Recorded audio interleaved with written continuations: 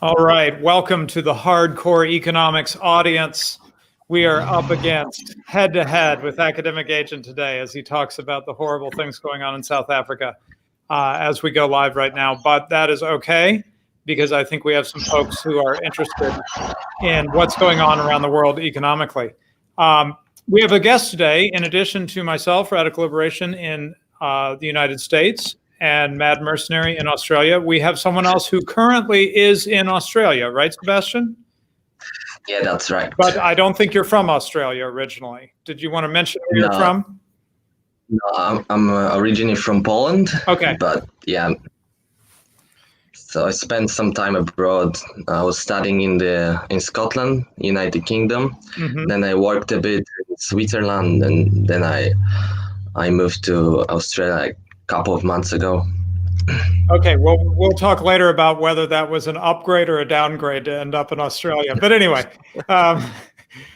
okay, so Sebastian had a great idea of where to start. Why not start topical?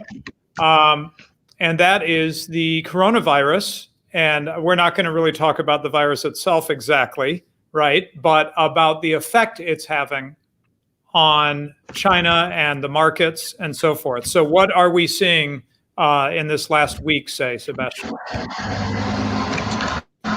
Yeah, so since a couple of weeks, the so-called coronavirus started to spread in mainland China. It's been spreading really quickly, and also it affected many countries abroad, also Australia, some countries in Europe like France, Germany. Even there were some cases in the United States. But it's better to focus only on China because in China it affected some economic activities. For example, the coffee maker Starbucks has closed half of its 4,300 of shops. Wow. Also, yeah. So I think the impact in the upcoming weeks could be quite significant. There also hundreds of McDonald's restaurants have been closed, and people like government economists from China estimates that the economic growth for the first quarter of 2020 in China can drop below 5%. And as we know, they aim every year for at least those 6%. Mm-hmm. So yeah. Right. So I think where we were going to go next here is with an impact on the functioning of China, the Chinese economy in particular. There's a larger significance because in your article from this week, which we'll be looking at a little bit later, you pointed out that China is actually, how do we say, punching above its weight. I don't know if you know this phrase. Punching above its weight in terms of the global economic picture in some ways, right? It's not just the percentage of the world economy that's in China. It's how much investment, how much debt. China's more than proportional. Is that correct? Yes, indeed. Yeah, exactly what you said. The Chinese economy accounts only for 16% of the entire global GDP, but it's been capital investments and credit creation what actually has driven Chinese economic growth and the entire business cycle. So it has affected the entire world pretty much. Right. So so it's not half, but 40%, on its way to half of, what do we call it? New economic activity, I guess. Growth, that kind of thing. Is that emerging economic activity? Emerging, is that the how would you put it, Sebastian? So it depends on what measure we look at, but there are economists from Europe, and also it was confirmed by the New York Fed that China created 60% of new money globally over the last decade. So more than 50% of that has been created actually in China, not only in emerging markets but globally. Wow. 6-0, not 16, 60%. Yeah, 60%. Wow. Right. And you said there's 16% of the world economy. So this is just. So 16% is actually a share of China's GDP in a global GDP, which is a static number, but the debt creation was the most significant during this business cycle. So all those. Let me throw this at you. Let's say somebody says, okay, sure. China's not 60% of the world economy, but it's got more than its fair share of investment. But isn't that just because it's a rapidly growing economy? Wouldn't we expect that when you've got a growing economy, it's going to have more in capital investment pouring into it than a developed economy? What do you say to that? Yeah, that totally makes sense, unless there's too much debt into the economy. And what do they do right now? They're trying to pile a lot of debt to create economic growth, but they need more and more debt to actually create the same amount of GDP. So it's called debt saturation. And I'll explain it a little bit in my article that currently to produce 1 unit of GDP, China needs 7.68 units of credit. It's really a big number. Let's see if we can find that real quick. It's this one. Yeah, this one is the best one. Yeah. So yeah, this is what I said. Yeah. Right. So explain to us what we're looking at. This is, let's see. So what is the red line? So what is the red line here? I don't understand what the red line means. So the red line means for 1 unit of credit, you produce 1 unit of GDP for the country, in this particular case for China. And then we have the blue line, which shows like units of credit required for 1% of GDP growth. And then we have the black line, which is adjusted by the company who prepared the analysis. That was Apple Tree, and they, after adjusting this number, it turned out that it could be even 9.74 units of debt to create just 1 unit of GDP. Right. So debt saturation, or another way to put it is, they get less bang for the buck. They borrow Exactly. They borrow more and more and get less and less growth out of the borrowing that they do. Right. This is what's happening in China. Right. And the result of this has not been that they have calmed down about acquiring debt. The debt has continued to acquire debt at a ferocious rate. Yes? Yes, exactly. And that's why the total debt to GDP in China has been growing rapidly over the last decade. We can see that on the next graph. Is it the next one? Yeah, there we go. Right. So let's see here. So this is about a 20-year time horizon, a little over. And this is the debt to GDP. And it has like not quite tripled, but it's on its way over 20 years, the debt to GDP ratio, right? Yes, indeed. Yeah. This is actually the data from Institute of International Finance. They recently also released data for global debt. So I think it's very relatable data. Mm-hmm. And as you can see, the most debt have been created in non-financial corporate sector. Mm-hmm. So yeah, so they capital investments, they focused on that, and Yeah, what I think is that they have no much room to for in terms of that, and is that saturation.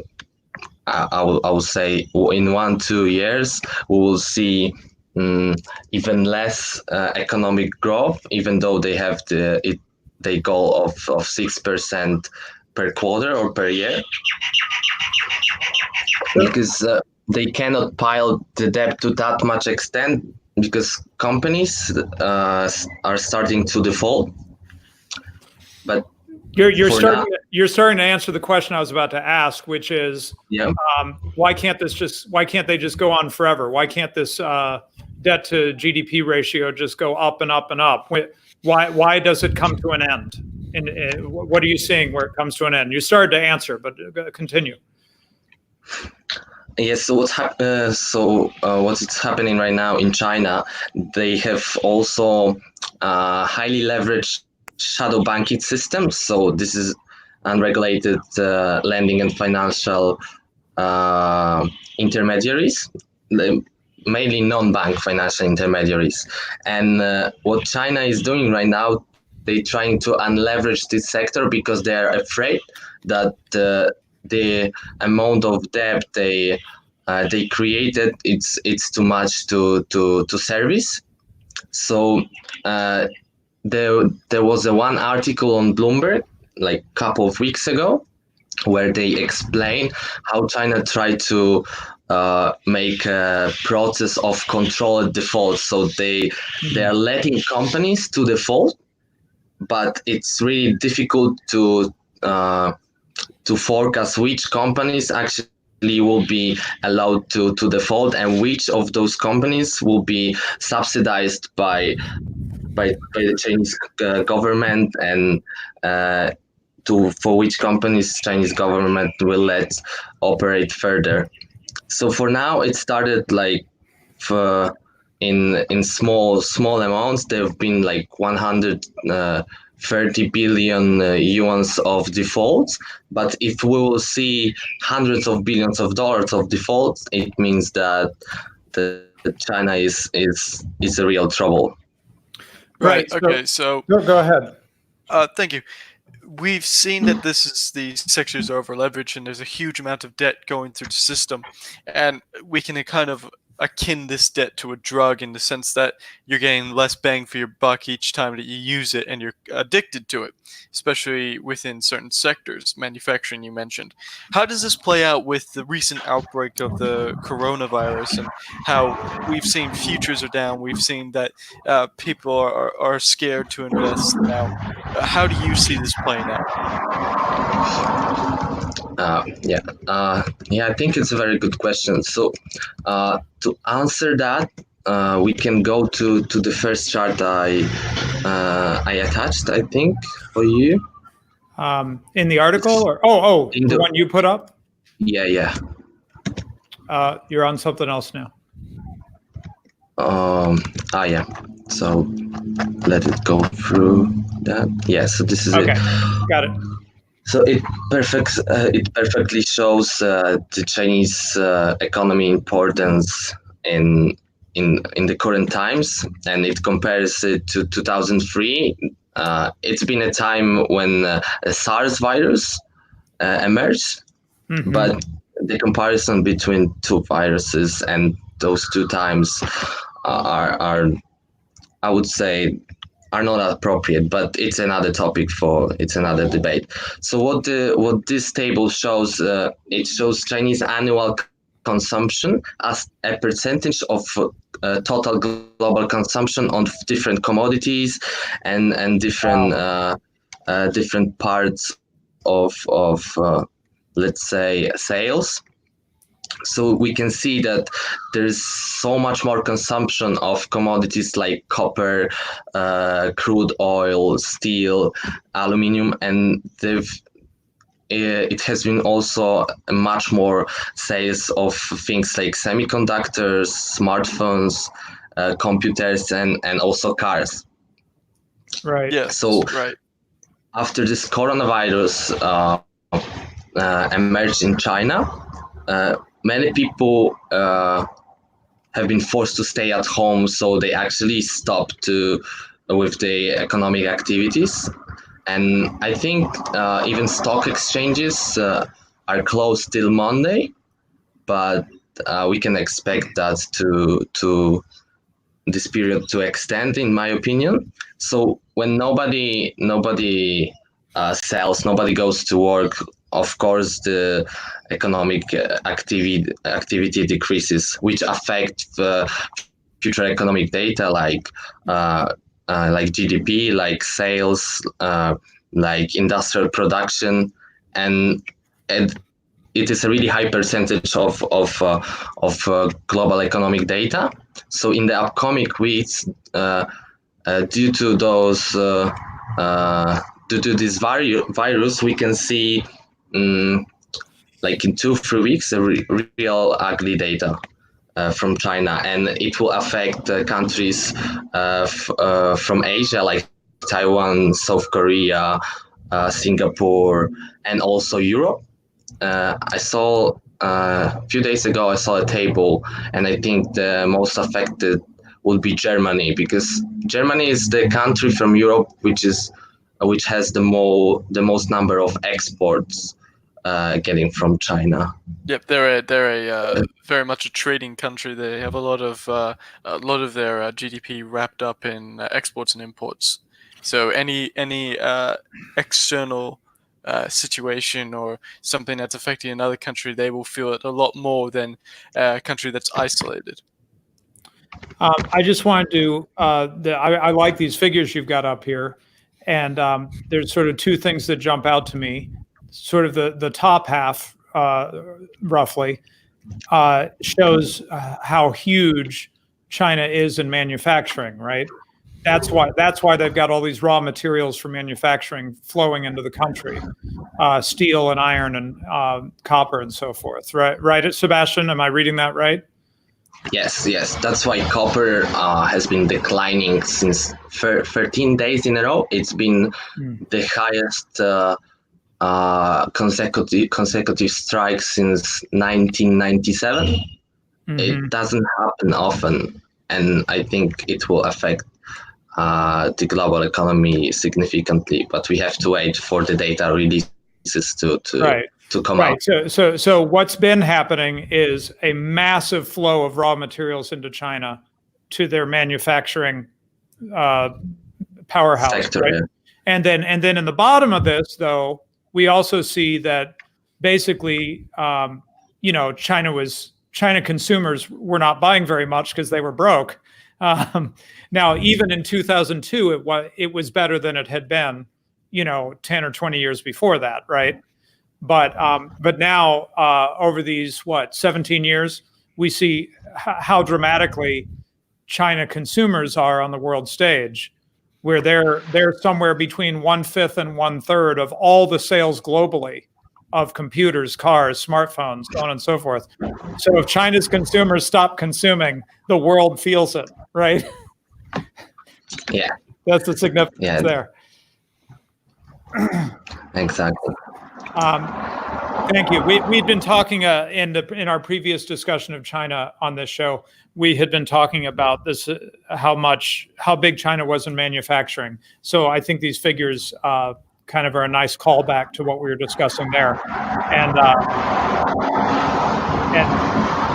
and they tell such a dramatic story. The only thing that confuses me, by the way, is that they're getting all these raw materials, but they're not bringing much oil in. Not as much as I would expect. So I'm trying to figure out how they're powering their factories. But anyway. Perhaps that's a show for another time. But let's bring this back around to your article. China was one part of it.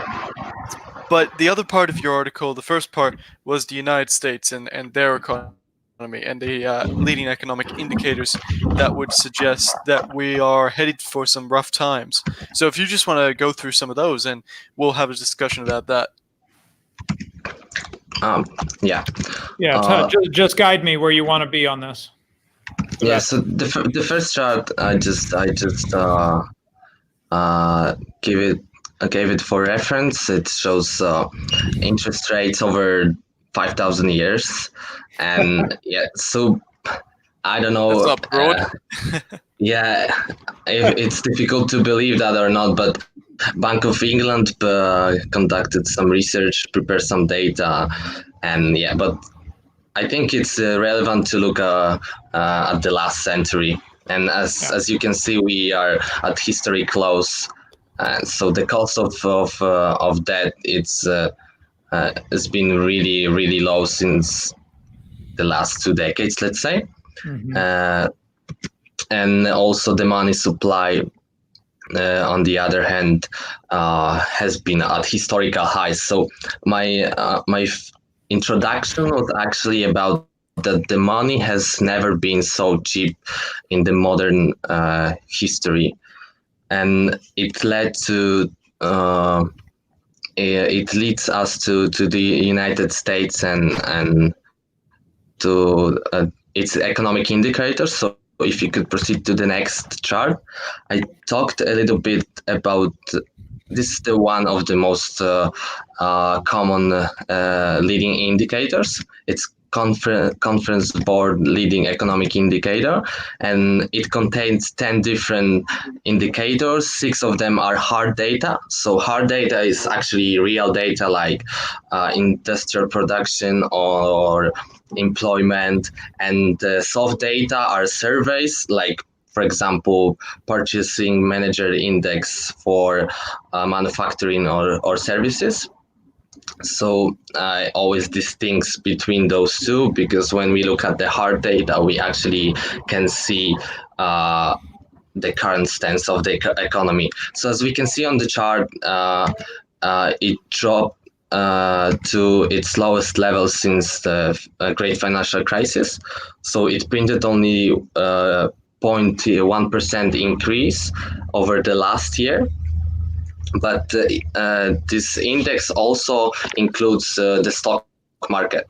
And as we know, the stock market has been rising since the last year, almost 30% increase. If we include dividends, then total return was higher than 30%. And when we exclude the stock market from the index, then it turns out that the index it's been actually negative.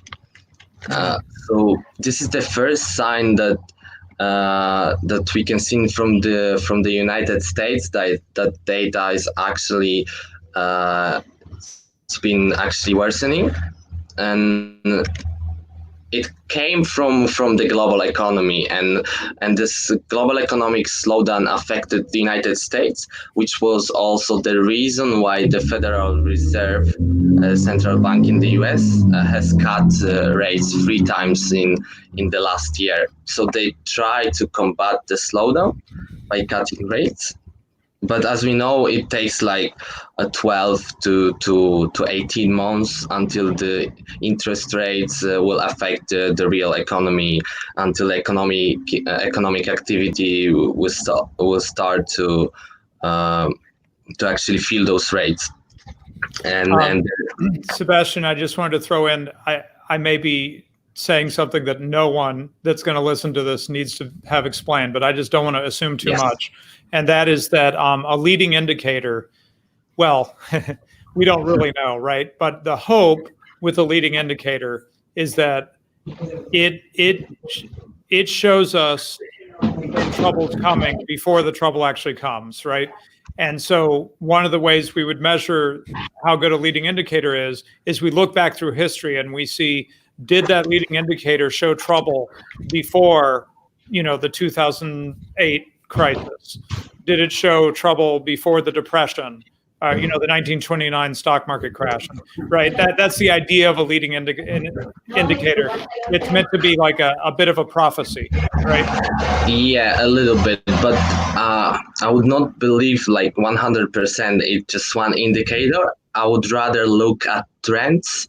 And as you can see, it's been a peak in the beginning of 2018, and from that, those economic data started to decline. So for now, the trend it's going downwards, And this is what I focus about, and I would watch other data to actually make some scenario for what could happen in the future. Right. So you never, as you said, we never know exactly what will happen, but it's a good start to actually get a little bit of knowledge what is going on in the economy. Okay, shall we go to the next chart? Or, Yeah. I'm sorry, Mad Merc, did you have any comments? No, go right ahead. Okay.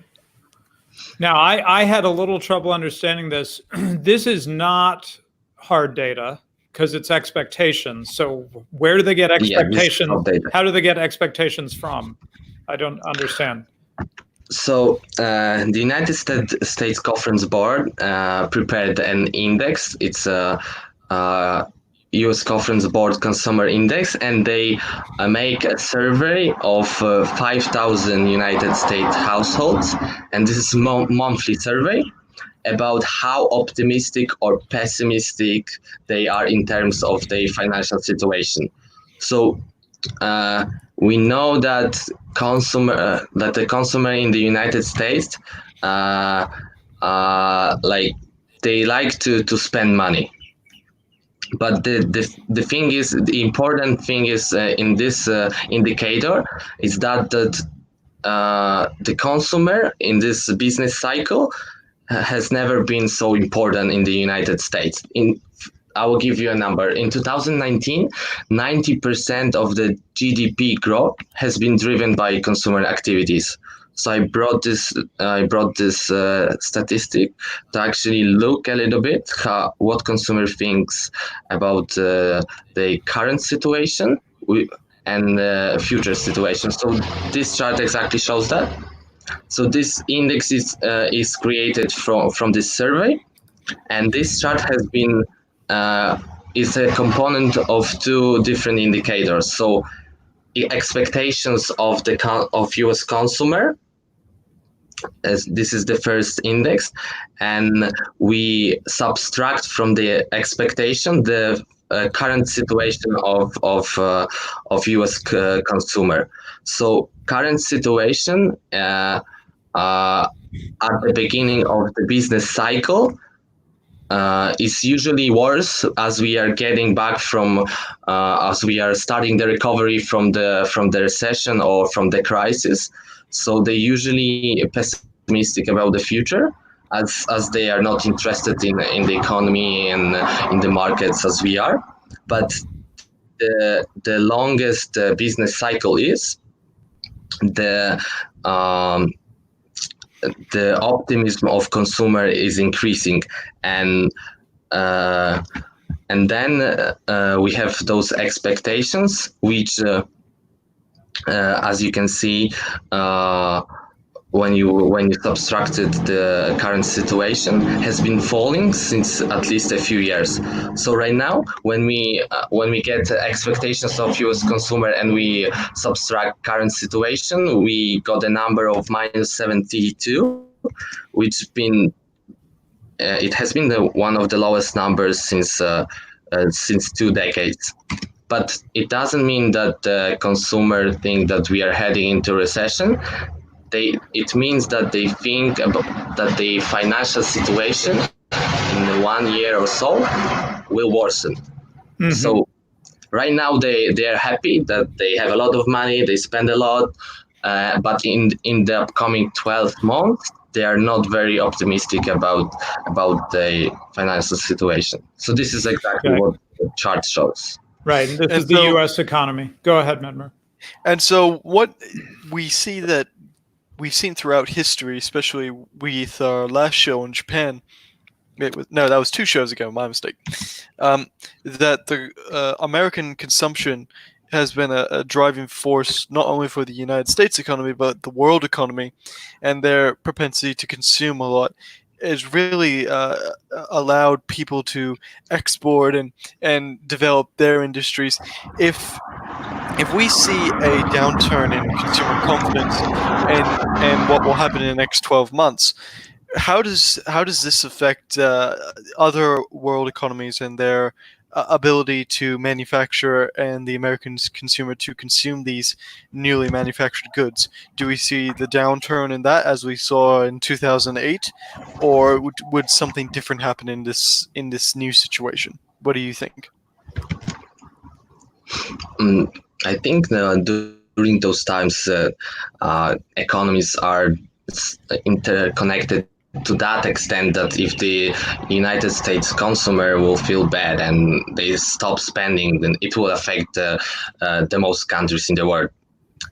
Like as we know from the last crisis, it came from the United States and then spread for the entire world. The world trade actually dropped by 29%, I believe, during the last crisis. So when the people start to spend, then inventories are going up, and I believe that the trade stops between countries, and it will spread to most countries in the world. And if the United States will fall into recession, then most countries in the world will fall into recession as well. That's what I think. So that's why I brought United States and China to the article, because those two, I think they are the most important parts of the global economy, and they affect any other emerging and developing countries in the world. Right. Did we want to cover the next chart here? Did you want to talk about this one, Sebastian? Yes, so this is the so-called yield curve. So the yield curve is basically a line made of the bond yields, so of the cost of credit of bonds. In this particular case, it's a difference between 10-year US government bond yields and 3-month US government bond yields. And in the history, when the difference was negative, it means that the yield curve inverts. So as you can see, the black line, so it shows the zero number. When the difference between 10-year and 3-month US government yields dropped below zero in the past history, in the next 12 to 18 months, the US economy fallen into recession. But why is that? One would ask, why is that? Because some people say that this time is different, but it's been, I think, in every cycle there are people saying that. Yes. Yeah, I heard that some people even said that the usual business cycle are actually will never happen again. So we will like the boom and bust business cycle are coming to an end. Yep. And I talked to one manager who has been in the business since 40 years. He told me that it happens in every cycle. Yes. So yeah. I particularly remember it in the late 90s that it was very loud, this idea that, we've solved it. Greenspan, the head of the Federal Reserve, is a maestro. He's a magician. He's going to keep it all going, I remember, I wasn't alive during the 90s, but I remember it very vividly during 2008. I remember, especially in my recent classes, I remember hearing that we've solved the business cycle, but we're just going to have very, very low growth from now on. So we're just going to have 1% growth. We're not going to do these exacerbating 4% growths, and that's what's causing all this, the business cycle, and we just need to have a very low growth, and we're just going to continue to be at this single rate of prosperity for a very long time. And I don't think we've solved it. Okay, did we want to look at one more here? Oops, sorry, jumping around. Where were we? Yeah. So this is Yeah, so another based- one. So based This is a scary one. based on the previous chart, the New York Federal Reserve prepared a model, a probability of the U.S. recession. So as you can see, the data comes back 60 years, if I can see properly, and every time the probability of a recession in the United States has been higher than 30%. The US economy has fallen into recession after 12 to 18 months, and it's been caused by the yield curve we mentioned in the previous chart. So Right. during the last year, the probability jumped to almost 40%. So we've seen those old recession talks in the mainstream media, and that we probably will fall into recession in the next 12 to 18 months. But it's been loud about that like for 3-4 months. I think the yield curve has been inverted for 3-4 months, like during the last year, and it started like from April or March, if I remember properly. But when the yield curve uninverts, everybody came silent. So the probability of the U.S. recession has started to falling as well, but it doesn't mean that the indicator and the data will not gonna work. So Right. yeah, we are now counting those months, and we will see if it happens again. As history shows, like every time we've seen the inverted yield curve, the U.S. economy has fallen into recession. So let's make sure to cover the announced topics. So I think repo markets might be a good thing to bring in at this point. If I barely understand it, Sebastian, but I get the feeling that repo markets, we could segue to that. Does that sound okay? Yeah. Let's bring the topic. Right. So repos are overnight loans, basically, right? Overnight interbank loans. Interbank overnight loans. Yeah, overnight, and it could be also a few days, 1 week, 2 weeks. So they are called term repo. Here, let me take But this. usually, the most common are overnight. Okay, so help me understand this. We've been looking at a lot of stuff that is a little bit longer term, right? Like the yield curve is comparing 10-year bonds to 3-month bonds. How can it help us understand what's going on to look at something that's only overnight or a couple days? How does that give us insight onto the trend? So this is all happening on the money market. So the repo market, as we said, is the market when banks and other financial institutions lending the money for themselves. And there is a repo rate which shows the cost of this credit. So, for example, if any bank comes to JP Morgan and they want to lend for overnight, and the repo rate is usually at a similar level to the Fed funds rate, so to the interest rate set by the Federal Reserve. Yep. So the bank comes to the JP Morgan, they gets money from them on, let's say, 1.5%, and at the other day they gave back the money to JP Morgan with the interest of 1.5%. And in the mid-September, the repo rate spiked to 10%, and everybody panicked. So the reason, why the repo rate spiked is actually because banks stopped to lending themselves. They simply stopped to trust themselves, and there was shortage of money in the banks, So they didn't have enough money actually to lend themselves as well. Huh. And it was caused by many reasons.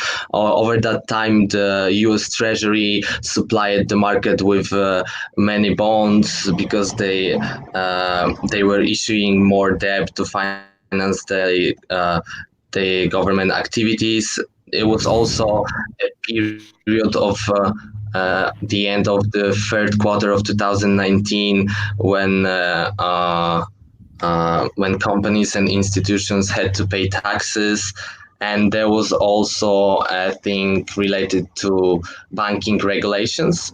So there are many different regulations like Basel III or high quality liquid assets requirements. So, for example, a big bank has to keep some proportion of high quality assets on their balance sheet, Mm-hmm. and simply they have to keep it, and they cannot use those assets, those money, in terms something bad happened like during 2007 2009 crisis. So the Right. money is simply frozen. So there were many factors. So banks stopped to lending themselves, and after that, the Federal Reserve stepped in and started injected the money to the system. So they simply created digital dollars, and they started to lend the money for the banks. And they also started to create, sorry, not to create, but to buy short-term bonds of the U.S. government. Treasury bills. So these are with maturity of less than a year to create excess reserves for the banks. Excess reserve, we can it's a amount of reserves, amount of money the bank keeps on their balance sheet, which is above the minimum requirement of reserves they have to hold on their balance sheet. I Right. think yeah, it's pretty straightforward to understand. So we have So- minimum. So Just real quick, for- just- the repo sorry, go ahead. market. The repo market. Are you saying that the Federal Reserve, started offering these overnight loans itself? Yeah, exactly. They started Okay. to lend the money for the banks because they stopped to lend. Those banks stopped to lending themselves. And Right, also right. there are other financial institutions like hedge funds, but hedge funds lend the money from the big banks, not from the Federal Reserve. So we have primary dealers, which they operate between Federal Reserve and themselves as well. And we also have smaller institutions, smaller banks and hedge funds, which cannot lend the money from the Federal Reserve. So Right. is it unusual for the Fed to do that, to intervene in the repo market so directly? So during this cycle, it's unusual, but it's a common activity that banks came to the Fed and asked for a loan. On the next day, they gave back the money. But after the crisis, they've changed the system. They created those excess reserves, which and they started to increasing their balance sheet, the Federal Reserve, I mean. So they completely got rid of the repo activities to let the banks operate between themselves. Right. So, what is the current reserve ratio for these banks? And can you give us an example of these balance sheets? I know we've done it on previous shows, but perhaps you can give us a bit more insight on the central bank's balance sheets in the United States and perhaps around other countries. What do you exactly mean about the numbers? So the balance sheets of the central bank, perhaps you can give us some examples of how much they've increased with these interventions into the repo market. Yeah. So they started increasing the balance sheet at the end of August last year. So from that time, the Federal Reserve balance sheet has increased by roughly $400 billion, and it was partially due to repo activities and partially due to buying treasury bills. So 400 billion in a few months. So the pace of balance sheet increase was the fastest since 2009, when they started the first quantitative easing operation of the so-called massive asset scale purchases. So it's been huge. It's been huge amount. Yeah, I was just casting my mind back. You said 400 billion, and my mind went straight to, well, that's about 50% of what TARP was, the stimulus package that was issued I think it was 2009. That was approved by Congress. So that is quite significant, $400 billion to try and inject capital into the system. Yeah, it is. To give you a sort of perspective, the balance sheet of the Federal Reserve is currently more than $4 trillion. So 400 billion, it's like 10% of their balance sheet, and they also tried to decrease their balance sheet. If I remember, from 2017 to 2018. Or no, to 2019 during the mid-year. So if I remember the number properly, they decreased the balance sheet by not more than 800 billion. Do you remember the number? Which time was that? That was So I'm talking about quantitative tightening, where they were trying to decrease their balance sheet, and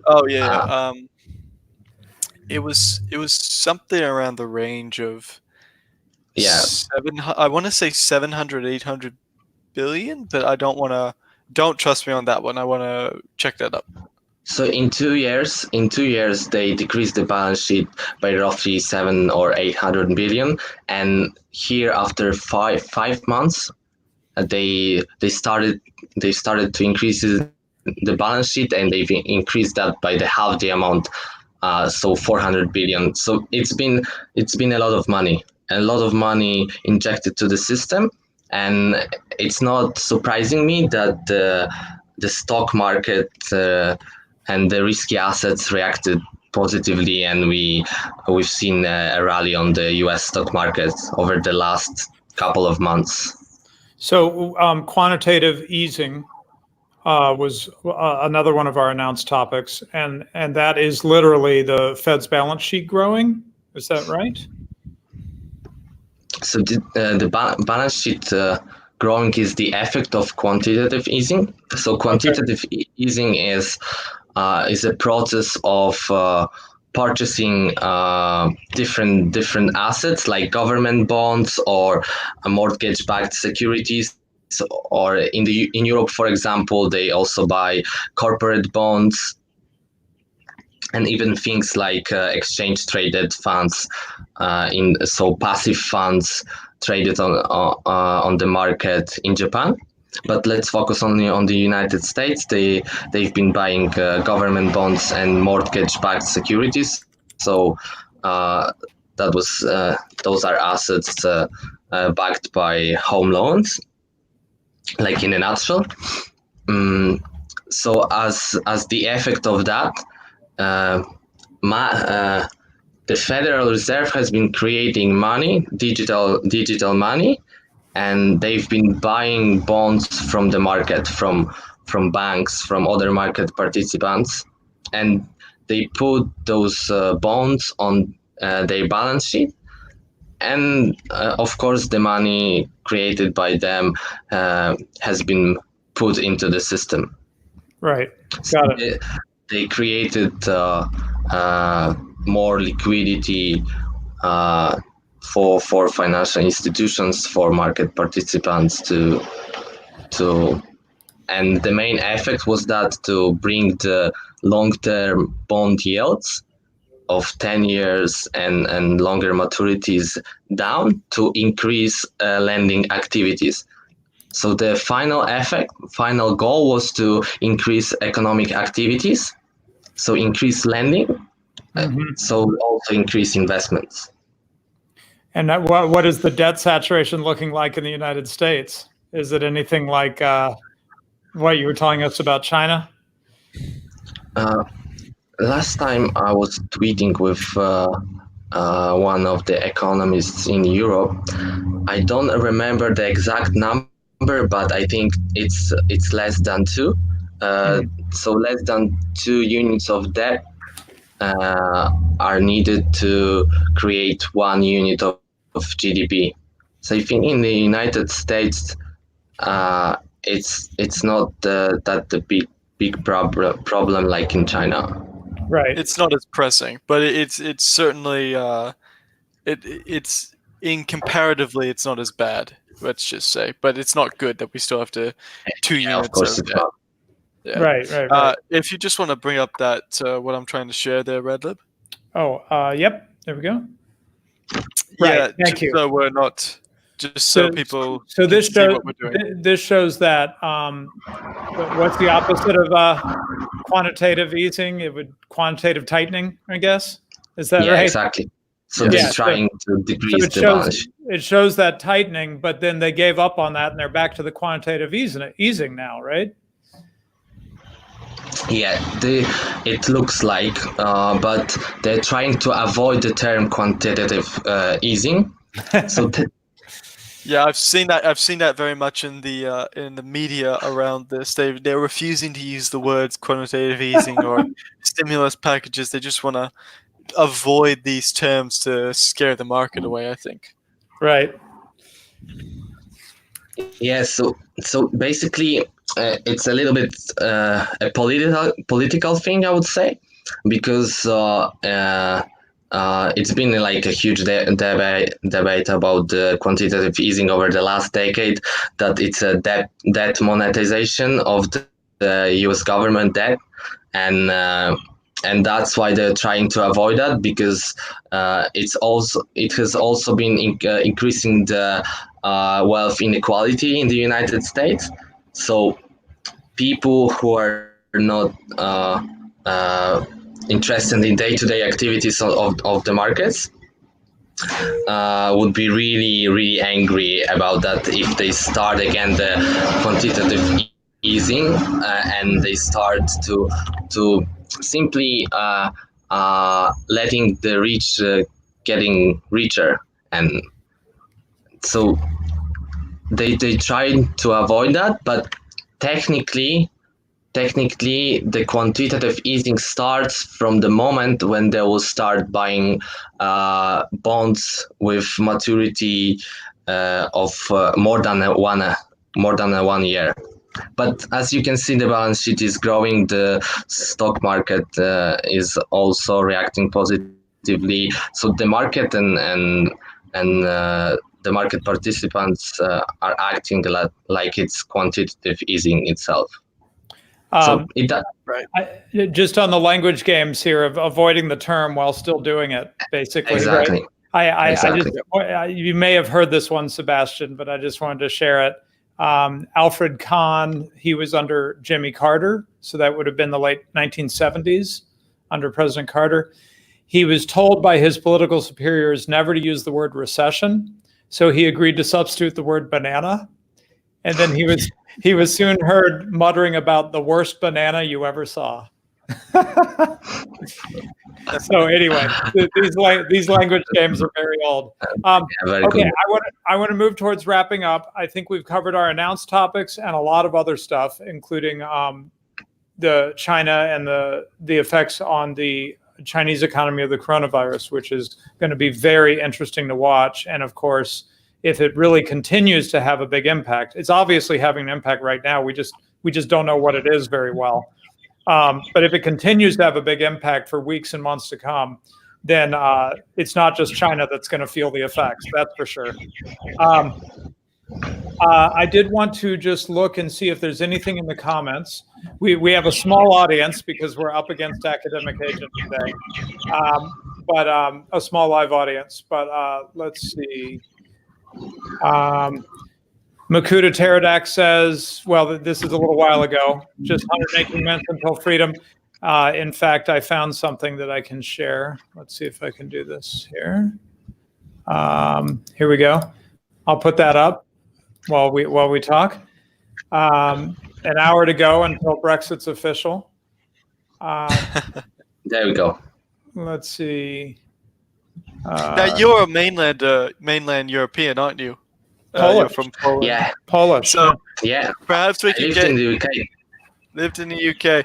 Perhaps we could get a very, very brief idea of what you think of all this. Happy, unhappy, what you think the economic forecasting will be.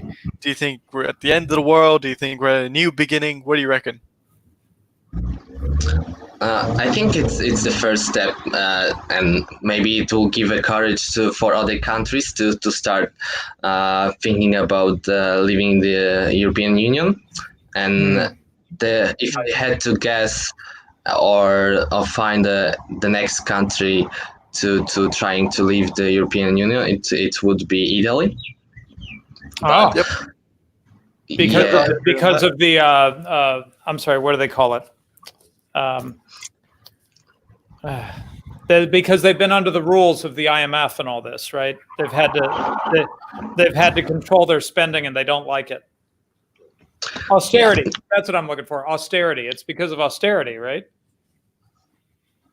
Yeah, I think so. But for the United Kingdom itself, I think if they manage, so Brexit, Brexit starts in an hour, but the actual Brexit will happen at the day when they will finish negotiating all those agreements between other countries. It will take some time. Like it will take a few years to actually deliver the real Brexit. So if they manage to do that, I think they will be better off than being inside the union. But if the authorities of the UK government will not be able to negotiate proper deals for them, then we'll see some problems in the UK in the upcoming decade. But I'm really optimistic about that, about the UK and then leaving the European Union. I think personally that it would be better for them. Like if the authorities will take it seriously and start making deals, then it would be better off in the future for them. Yeah. Couple others real quick. We got our corona in the UK. Media has gone crazy because I think there were a couple confirmed cases of the infection of that virus in the UK. So Liberty at Lesueur says, shows how fragile global security is. Something is amiss about this virus. Let's see. Oh, here we go. Offices in China are closed for the next 2 weeks, and we have materials for 3 weeks in stock. So yeah, he's saying that we don't have months of supply from China, right? So if China exports get interrupted for, let's just say 3 to 4 weeks, we'll start really seeing people running out of stuff around the world. So which I mean, dramatic. Go ahead. Well, just about the supply chain. Yeah. With the introduction over the last 30 years from the Japanese of the just-in-time supply chain sort of system, where you don't have huge warehouses of stock in inventory and spare, but rather you have this just-in-time method where you have this stock constantly flowing through and constantly flowing out, so it's not in a single stationary position for very long. This sort of supply chain and this sort of structure is very very much affected by these sorts of shocks in the system, by one area being stopping this flow of materials and goods. It can create a huge problem further down the line. And so I think if we do see more shocks like this, we could see a changing of the system. So less towards this just-in-time supply chain sort of model, and back to the, well, we have certain amounts of inventories for a month or 2 months. Yeah, makes sense. Can I bring quickly one question? Yeah. In 2021, so in the next year, I believe there is a 100th anniversary of founding a communist party in China. So Really? what do you think? What could Chinese authorities do to combat?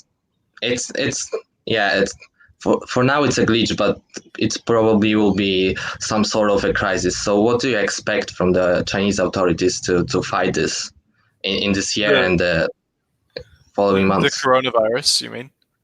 Yeah, and the impact on the economy and slow down economic slowdown itself, because they have some goals to deliver. Right. I would start to see more of a continued centralization of power around Xi Jinping, and the tightening of authority, especially in South and Eastern regions where trade is very prominent. So I would expect to see an increase in military and police presence, and we would start to see the social credit system heavily enforced, especially in those regions. I would expect to see the introduction of curfews and more state monitoring.